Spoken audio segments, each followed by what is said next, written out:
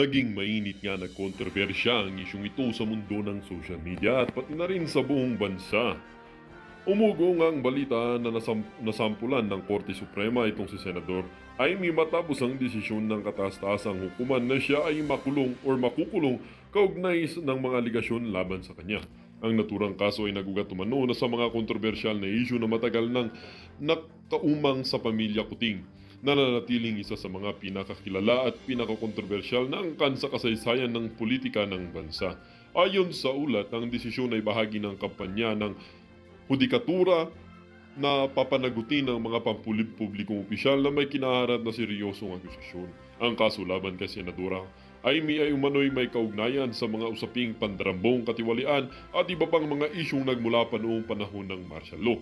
Samantala, lumalabas din ang usapin na posibleng kasunod sa usaping legal ang kanyang kapatid na si Pangulong Kuting ng Norte Jr. Ilang grupo ang nananawagan na dapat busisiin ang mga posibleng pananagutan ng Pangulo, lalo na sa mga isyu ng kayamanan at mga ligasyong hindi pa natutultukan. Pinangangambahan ng mga taga-suporta ni Pangulong Kuting ang epekto nito sa kasalukuyang administrasyon. Gayunpaman, para sa mga kritiko, ang hakbang na ito ng Korte Suprema ay isang malakas na payag na kahit ang mga nasa poder ay hindi ligtas sa pananagutan sa batas. Patuloy ang pagtutok ng publiko sa isyong ito habang hinihintay ang mga susunod na hakbang ng hukuman at ang mga magiging tugon ng mga Kuting. Sa kabila ng mga kontrobersya na natili ang matibay na suporta ng ilang sektor sa pamilya Kuting, ngunit hindi may tatanggi na ang usaping ito ay nagdulot na matinding tensyon sa larangan ng politika at hudikatura ng ating bansa. Well, para nga sa kabuang detalye ay panoorin na lamang natin ang buong video. At kung bago pa lamang sa ating channel ay huwag kakalimutang mag-subscribe para lagi kang maging updated sa mga balitang ating mga ina-upload o sa mga bagong video nating ina-upload, at upang ikaw ay maging aware din sa kung anong nangyari sa ating bansa. Ito na mga kaibigan, panoorin natin.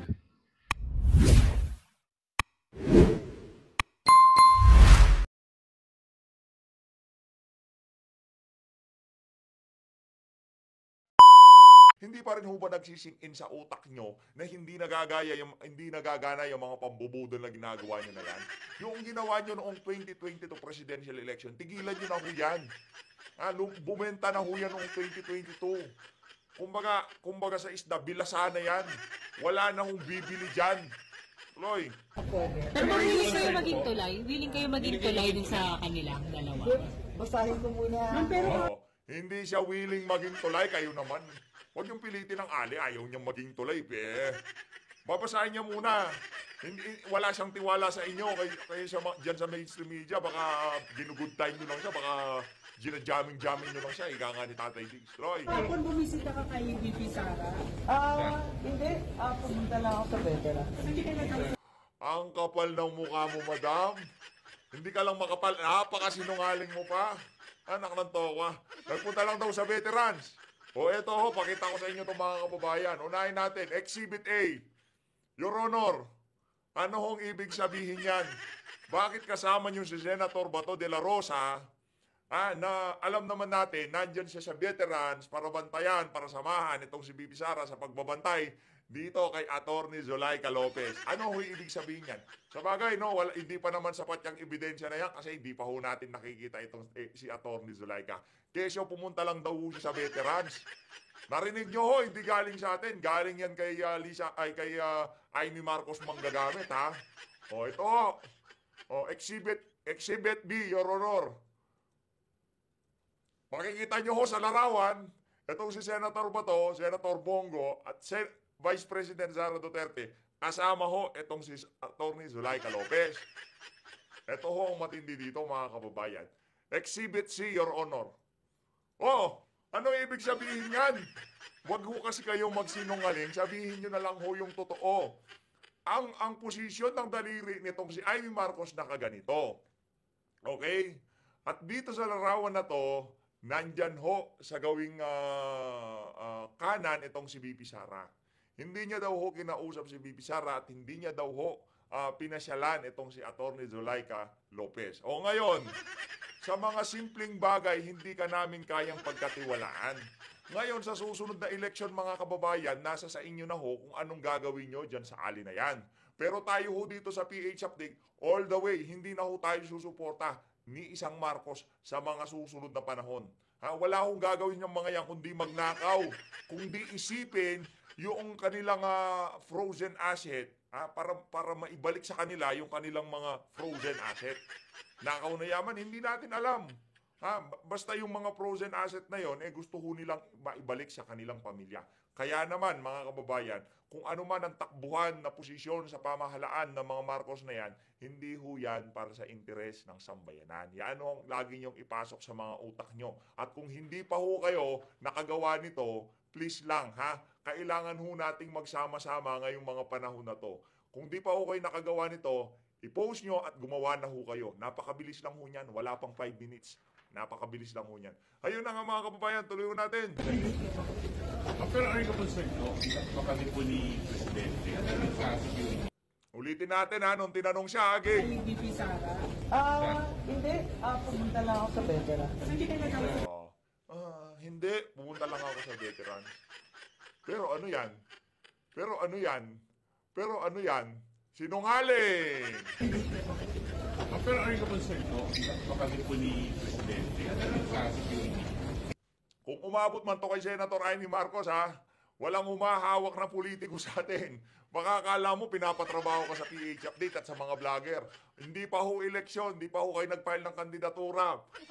Binabanata na kayo ng mga vlogger. Kaya wag ho kayong magtaka, hindi porket malapit na eleksyon, merong nagpapatrabaho sa inyo. Hindi ho, nagsawa na kami sa mga parinig nyo, sa mga panggagamit nyo, sa mga walang kwentang litanya nyo.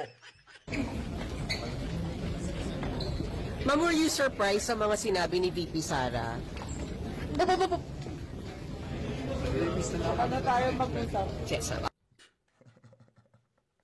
Ma'am, are you surprised kung sa mga sinabi nitong si VP Sara? Natural, hindi na masusurprise yan. Baka kasama nga sa plano yan eh. Anak ng toka, mga walang kwentang tanong. Hindi na masusurprise yan. Baka nga habang gustong ipakita sa atin itong si Amy Marcos na hindi, gusto ko peace tayo, gusto ko unity tayo. Pagkasarado ng Malacanang, nandun pala siya sa loob. Kasama siya sa mga gumuguhit kung paano pababagsakin itong si VP Sara. Anak ng toka. Manang Amy, tigilan niyo yan Hindi na kami natutuwa talaga sa mga kabalbalan niyo. Ito, rekta ho tayo dito kay VP Sara. Siyempre, langan namang hindi ho natin panoorin ang pinaka-latest na interview itong ating napakaganda, napakahusay at napakatapang. Nakita nyo ho yung pagtitig niya dito kay Tamba habang nagtatalumpati ho siya. Ito, pakita ko ho sa inyo. Ito mga kababayan, grabe, di ba? Talagang wala hong nakatabi dito kay VP Sara. At habang nagsasalita ng mga kasinungalingan, itong si Tambaluslos, tinititigan ho ng ating Vice President Sara Duterte, itong si Tambaluslos. Palakpakan ho muna natin itong si VP Sara sa pinapakita niyang katapangan. At talagang ayaw ho niyang bitawan yung pangako, yung pagtitiwala ng 32 milyon Pilipino na ibinigay sa kanya noong nagdaang eleksyon. Palakpakan ho natin ang ating pinakamamahal na VP. Mahal namin kayo, VP, no? Wag ho kayong mag-alala. Nasa likod niyo ho kami. Nakantabay ho kami. Mahal na mahal ho kayo na sambayan ng Pilipino, mga OFW. Kami dito sa PH Update. I-comment nyo naman na we love VP dyan sa baba. We love VP Sara. Kasi parang pag naligaw dito yung mga aso ni Tamba, makita nila. Pag nabasa nila yung we love VP, magsialisan niya mga yun. Geng. Kaya may batas na bawal pag-usapan ng confidential funds mo. Ulit na namin sinasabi sa House of Representatives. Ma'am, pero tama po ba yung testimony kanina na inisipin na sa We will wait for Colonel Galas. Next question, please. Last two. Or make it brief. Make it brief. Yan said po na kung kinig po sa dali ng plano pagpatay sa isang presidente, paano pa kaya sa pagkaraniwan ng mga umayan? Kung ganyan kriminal at pagtatangka, hindi dapat pinapatid ang pass. Yan ay aking papalagaan, sabi ni PBBM. Oo. Diba? Pumalag na yung buong bayan nung pinatay ng pamilya nila si Benigno Aquino Jr. Boom! akala o siguro ninyo akala nyo yung mga litanya nitong si Bangag, punta ho kayo doon sa FB page niya, makikita nyo kung gaano kadami ang galit dito kay Marcos Jr. Akala nila, nabili nila mainstream media, kontrolado na nila kaisipan ng sambayan ng Pilipino. Yun ho kasi nasa utak nila, pagka nabili nila social media, mainstream media at yung mga ensaymada vloggers, makokontrol na ho nila naratibo. Doon nyo ho makikita kahit 1 bilyong pera pa ang ilabas, 100 bilyong piso pa ang ilabas ng administrasyon na to. Marami pa rin hong Pilipino na naghahanap ng tunay na pagbabago. Hindi lang sa henerasyon na to, pati sa susunod na henerasyon. At ang makakapag-deliver lang ho niyan, walang iba kung hindi ang ating pinakamamahal na Vice Presidente, Sara Duterte. Tuloy. Next question. Next question. Mas na-verbalize nila po ba sa administration yung tungkol sa karayat kasi ng buhay? Nabanggit po kasi. Yes ma'am. Ay hindi. Hindi pa ma'am. Nag-complain ako noon, if you can remember, in the media, and then they dismissed it. Everything is well documented with documents and videos. And nagsabi ang NSC na national security concern ang threat sa president, pero apparently they really do not consider the threat to the vice president as any. Anak ng towa. Yung National Security Council, mga walang hiya kayo dyan. Nung meron threat dito kay VP Sara, wala man lamang kami narinig sa inyo. Isang litanya lang nitong si VP Sara na alarma, pati yung DOJ, pati buong House of Representatives. Lahat ng ahensya ng pamahalaan pinagtutulungan dito. Anything of a concern? So, what kind of country is this? Hindi ba kaparte ng gobyerno ang Vice President? Hindi ba ako binoto ng mga tao? Hindi ba ako ang Vice President ng buong Pilipinas, ng lahat ng mga Pilipino? Are you taking legal action po, ma'am, dun sa threat sa inyo? Ma'am, I do not expect fairness from this government. Ngayon, naiintindihan nyo na ho kung bakit di na siya nagpupunta ng DOJ, di na siya nagpupunta ng Supreme Court. Alam mo niya na wala namang kakapuntahan, wala naman na mangyayari kung sakali pumunta siya dyan sa mga ahensya na yan. Nakakatakot itong titing ni Sir. Ito. Itong kasama ni VP na ito, nakakatakot. Parang grabe. Tikas ng tingin niya, di ba? Galing. Really, truly, that is the reason why I'm pussyfooting with, court cases. We do not expect fairness. Imagine mo, saan ka nakahanap na-admit na yung tao sa hospital, bigla na lang papasok, discharge na siya in less than an hour. Saan ang hustisya dyan? Saan ang hustisya dito? Sa bayan. Last two questions, please. Mami-extend po yung detention order para kay Attorney Lopez. Ano po yung next steps nito for this? I questioned it doon, kanina. Pinapahirapan pa nila ako. Ano sinabi nila? Dinetain nila yung tao dahil sa due process. Dahil, ano ba yung sinabi niya? Walang due process ang pagpapatanggal kay Gloria Mercado at iba pang officials ng Department of Education. Ano sinabi ko kanina? The position of a USEC and ASEC is a position of trust and confidence by the appointing authority. Ngayon, ang appointing authority ng USEC at ASEC ng DepEd is the President of the Republic of the Philippines. Dapat tinatanong ng House of Representatives bakit tinanggap ni Pangulong Marcos ang resignation ng mga USEC at ASEC na yan sa Department of Education. Last question. Bakit nila pinipinalize si Yusek Lopez? Hindi ba dapat ang pinipinalize nila ang appointing authority? Saka sir, sandali. Ano po sinabi nila? Evasive. And now, you clearly see, she doesn't know anything. Mas dapat pa pala tayo. Pero pagdating natin sa ulit, kikita ninyo, she doesn't know anything about confidential funds. So saan? Yun ang problema. Pinipiga nila itong si Atty. Zulaika kaysa dapat ilahad niya, isalaysay niya, isa-isahin niya kanyang nalalaman sa Confifad. Wala naman siyang alam doon. Kahit na pugutan niyo yung ali o kung ano pa sabihin niyo, gawin niyo sa kanya, wala siyang masasabi, wala siyang alam dyan sa mga tinatanong niyo, kahit putulin niyo lahat ng daliri niya sa kamay, wala siyang alam. Kayo lang nagpupumilit. Yun ho talagang naging mitya kung bakit nag-init itong mga congressman na to. Ngayon, pagdating naman ho doon sa punto na pagdalo dyan ni Bibi Sara, dyan sa buwisit na committee na yan, ang tagal ho niyang nakaupo. Ni isang tanong, wala ho tayong narinig na tinanong dito kay VP. Ganyan ho sila kawalang hiya dahil hindi kasama sa script nila yung mga tanong kay VP. Hindi ho nila tinatanong itong si Vice President Sara Duterte. Ganun ho kasi meron ho silang sinusunod na script. Meron ho silang sinusunod na papel na kung saan ginawa yun ng isang law firm para dito sa mga congressman na to. Ang gagawin ho nila dyan, uupo at magbabasa.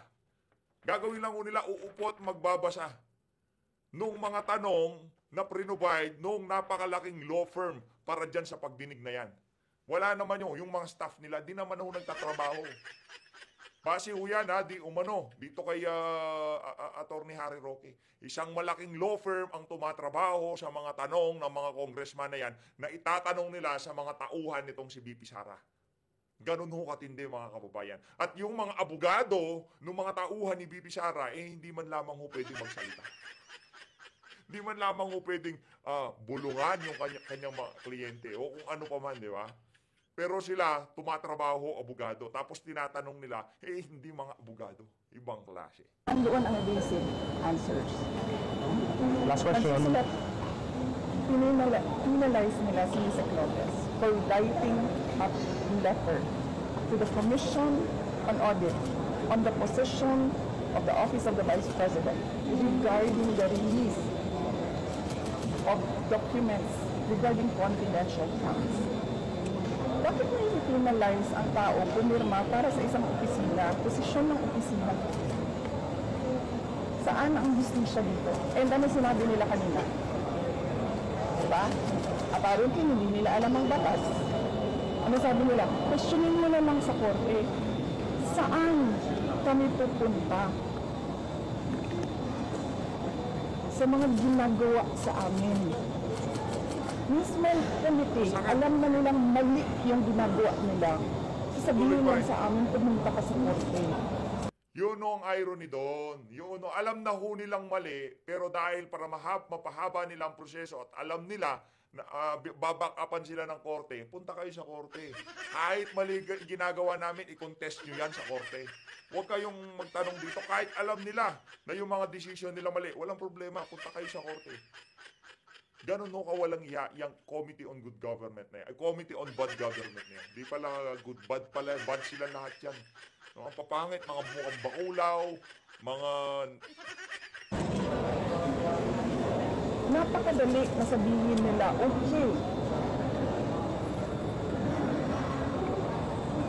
we will set aside the detention order. Pero hindi. Mali na nga yung una mong detention. Mali pa yung sumunod mo na order. And then sasabihin mo sa tao na nakakulong, hindi makalabas. Kahit ako hindi ako makalabas, basta dalhin mo yan sa korte. Tama ba yun? Kayong mga taong bayan, tanongin ko kayo, tama ba na hindi alam ng ating House of Representatives kung ano ang mga batas? Last question tayo. For the sake of the personnel of the Office of the Vice President. Because I clearly, sinasabi ni DOH na we will not recognize you without an oath. And then, I'm continuing to question the constitutionality of their rules. Pero I cannot help the personnel of the Office of the Vice President if I have no personality to speak in that meeting. So I had to take that oath. Pero,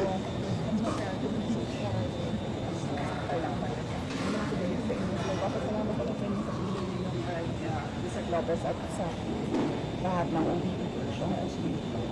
Will you go up to the Supreme Court to question? Because may jurisprudence naman on contempt powers of Congress. Yun lang ang sinasabi ko. Sir, no, parang We don't trust anyone anymore in this country. We don't expect justice anymore in this country. This is Ano tayo, nasa silent martial law kung tawagin, no? Yung di sila nagdeklara, pero lahat ng ginagawa nila, masahol pa ho sa batas militar. Kasi pagka batas militar, at least alam natin, nasa ilalim tayo ng batas militar. Ngayon ho, wala nang ganon. Kung ano ang gustong gawin nila, magpakulong dyan sa komite, walang problema. Gagawa sila ng batas, gagawin nila yung rules nila. Habang tumatakbo ang pagdinig, wala ho silang pakialam. Doon sa kanilang mga tradisyon, yung kanilang kalakaran nung napakatagal na panahon. Kakalimutan ho nila lahat yon para lamang maisulong yung kanilang mga political interest. Tuloy. clear political harassment, this is clear political persecution. Pag-threat sa'yo, baliwala. Pag-threat sa kanila, national security. Ano ka? Ano yan? Kaguhan? Pag-threat sa PBB, okay lang. Okay lang magurgur siya, ganon. Para dyan sa National Security Council. Okay lang pagka nagurgur tong si BP. Pero kay Marcos Jr., national security concern. Anak ng tokwa. Lokohan, gano'n. Do you think that will hold water as far as maybe pinning you down as concerned, or doesn't establish it?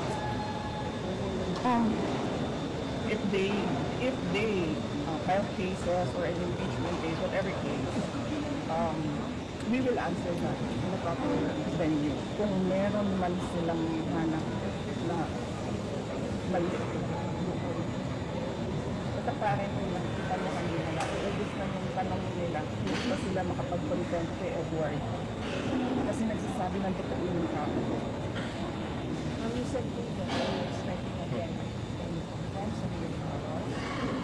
Yes, we expect that. We expect contempt, detention. We expect a term in this like is terrorizing. We expect them to terrorize the office of the Vice President. Ma'am, yung message ng President Marcos that he said na papalagay daw po yung hindi niya malalakas. Yes, sinabi ko ng kanina, papalagyan ko din yung ginagawa nila sa akin. Naku.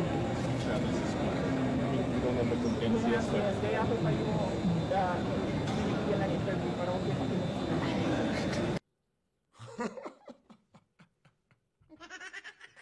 Narinig nyo yung sinabi ni BP, papalagan ko rin sila. Sinabi nitong si Marcos Jr., papalagan daw niya yung sinabi ni BP. Papalagan ko, wala problema. Magpalagan kami. At pagdating naman, yan ho, 4 ho yung bolang kristal niya. Tayo, 2 nga lang di ba? 2 lang ho yung bolang kristal natin. Pero itong si BP Sara, 4 ho yan. Meron pang reserba doon sa bahay niya sa Davao. 10 pa yung reserba ng bolang kristal niya. Kaya pagdating ho sa padamihan at palakihan ng bolang kristal, yang si Marcos Jr., wala naman yung yag ba yan? Wala naman yung yag pa yan. Duwag ho yang si Marcos Jr. Diba? Napakaduwag ho ng mama na yan. Tignan niyo.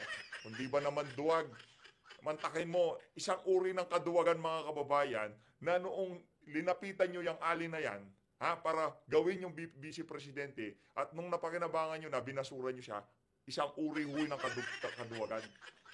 Noong nakita nila na nagkaroon ng 32 million, marami pang boto sa presidente itong si VP Sara, doon na ho umikot ang mga tumbong nila. Di ho nila matanggap doon sa kakasigaw nila ng nitong si pangalan nito, itong si Gonzaga yung Tony Gonzaga, diba? Sabay-sabay! Diba? Meron pasigaw-sigaw na gano'n. 31 million. Marami pa rin ang boto nito si Vice President Sara Duterte. Dito sa bahagi ng video natin na ito mga kababayan, panoorin naman ho natin yung pagsasalita nitong si JJ Baculaw Suarez. Di ba? Bonggang-bongga ho. Thumbnail pa lang natin, kitang-kita nyo na. Mukha ho talaga siyang lukarit. Sa totoo lang ha. Alam nyo ano lang mataas dito sa mama na to? Diyan kay dito kay Ito. Distinguished colleagues, Ba, hindi I rise to... Ito, teka. Yan. No, ito ho mga kababayan. Ang mataas lang ho dito sa mama na to, ang kanyang hairline.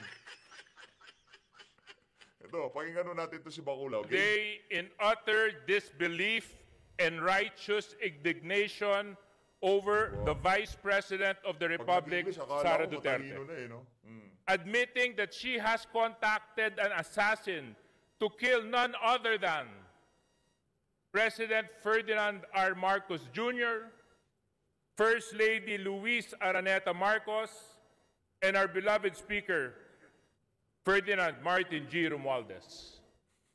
Mr. Speaker, this is no trivial matter. This is not an offhand remark that can be swept under the rug. This is an admission by the second highest official in the land of a premeditated intent to harm the highest leaders of our government. This is a direct attack on the presidency, on this House, and on the very foundations of our democracy. Grabe naman yan. Baka siguro na makukuha ang bonus nito sa Pasko. Sir, baka naman. Okay, hindi baka totohanin, no? Ayaw ho natin yun, eh. Ayaw ho natin kinokontrol tayo, eh. Merong politikong kokontrol sa atin. Huwag na lang. Okay na ako. Masaya na ako sa mga community ko dito. Masaya na ho tayo dito sa mga kasama natin. Pagising pa lang ho natin, yung mga nagpapakulay dyan sa... Pero again hindi ko ho kayo ini-encourage. Okay na ho, basta intindihin, i-like, subscribe, share. Masaya na ho ako doon. Pero doon sa mga nagpapakulay, hindi ko pa ho kayo na shoutout. Napakarami na naman. Sa susunod na video ho mga kababayan, doon ko ho kayo papasadahan. Maraming salamat ho sa mga nagpakulay. Again, di require siyang like, subscribe. Masaya na ho tayo dyan. Tuloy ho natin to. Let us call this what it is. Treachery. Treachery. In the highest order. It is a betrayal not just of the president. Alam mo sino lang nagtaksil, Brad? Ang nagtaksil lang ang buhok mo. Alam na tawa. Meron ka pa nalalawang betrayal. Sila lang naman na nag-betray sa'yo, Brad. Roy.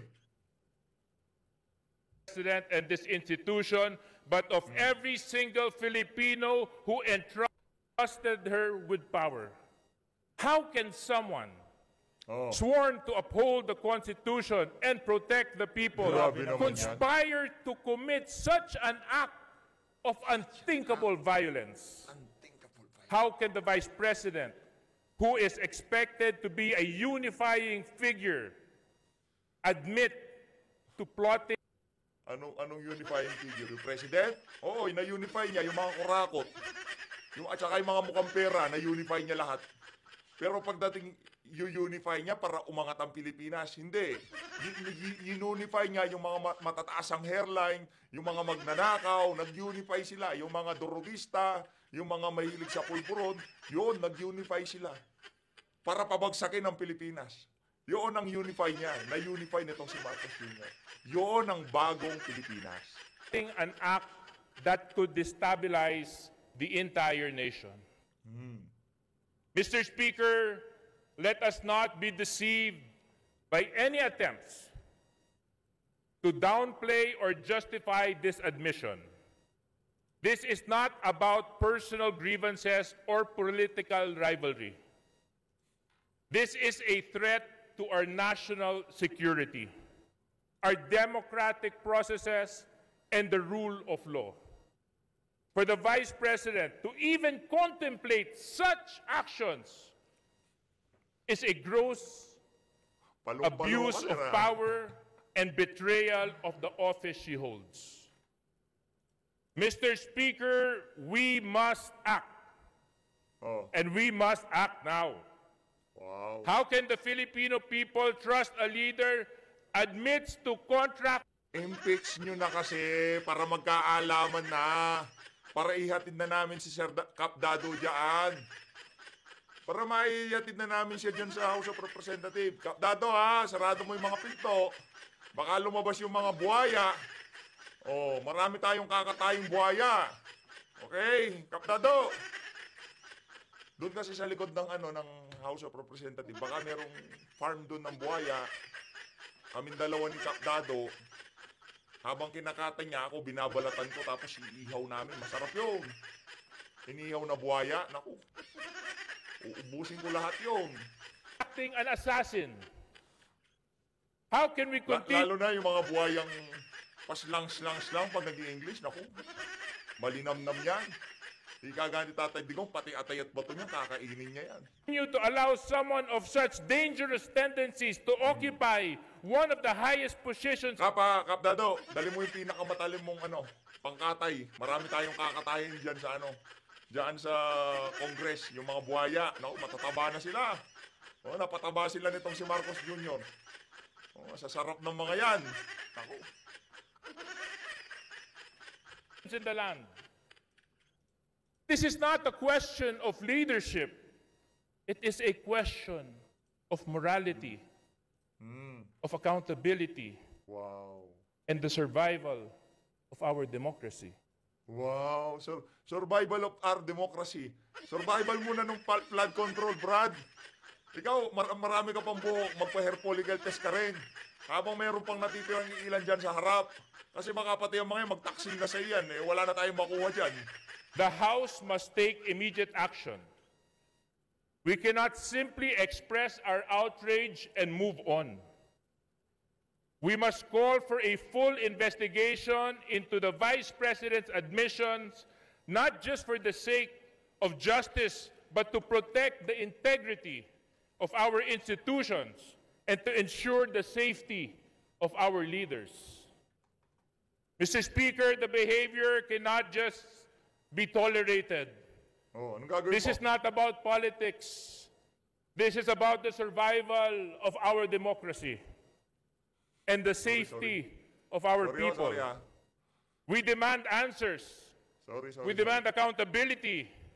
And we demand that the Vice President face the full force of the law for her actions. Let this House stand united in defense of our democracy, our leaders, our people. We cannot and will not allow anyone, even the Vice President, threaten the very foundation of this republic. Maraming salamat. Lul, loko-loko. Manahimik ka dyan. Magpapiluka ka muna, Brad, bago kami maniwala sa'yo, okay? Ito, gusto mo sa'yo na to.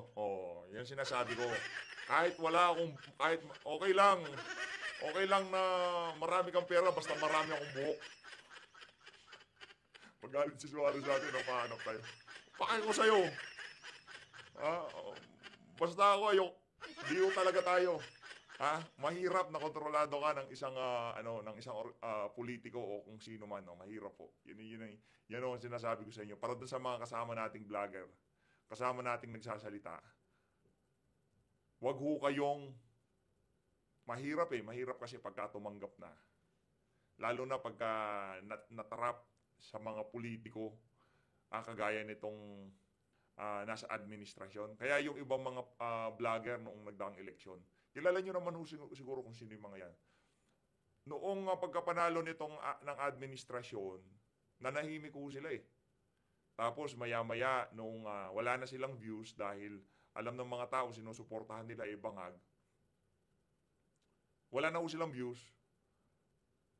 Bigla ho ngayon, ang pinagtataka natin, bakit